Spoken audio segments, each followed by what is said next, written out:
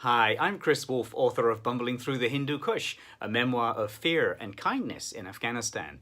And I'm here today, as usual, to answer your questions about Afghanistan, the book, the trip, or anything else that might interest you, life, the universe, and everything. And today's question is from Susan from Long Island in New York. She connected with us via Instagram to ask, how long did it take for you to realize you weren't cut out for the life of a foreign correspondent? Well, thanks for asking that, Susan. That's a really good question, and it really gets to the core of why I was there, because my buddy was stationed there for the BBC, and I wanted to see if I would like the life of a foreign correspondent. To cut a long story short, the TLDR version is that I found the whole thing pretty disagreeable, at least on that trip. But when did I decide that this was not going to be my career path?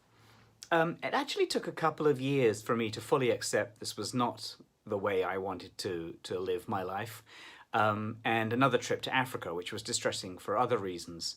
But I can remember the precise moment where I first began to doubt that this was my life going forward, and that was in Afghanistan. We'd been bumbling through the battle lines in the Hindu Kush mountains for more than a week, and we'd just had the most harrowing and terrifying 24 hours of the trip. I was trying to accept all that was going on as just part of the job, but I was struggling to hold it together.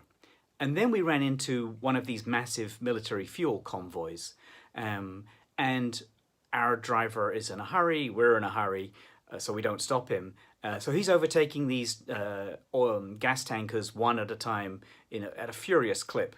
And every time it's a roll of the dice because we can't see what's coming. The tankers are too big for us to even see. So we're taking our lives in our hands every time. And then my buddy Chris reminds me, or tells me that a couple of weeks before he'd been in a very similar position, and the convoy had been ambushed, which was very common. They were huge magnets for attacks by the rebels. And a rocket had gone into an oil tanker just in front of him and blown the whole thing to kingdom come.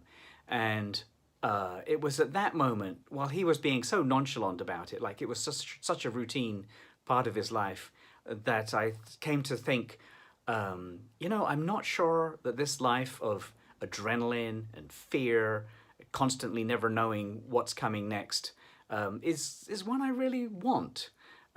Anyway, so that was the moment. I hope that answers your question, Susan. We can have a longer conversation about the whole journey.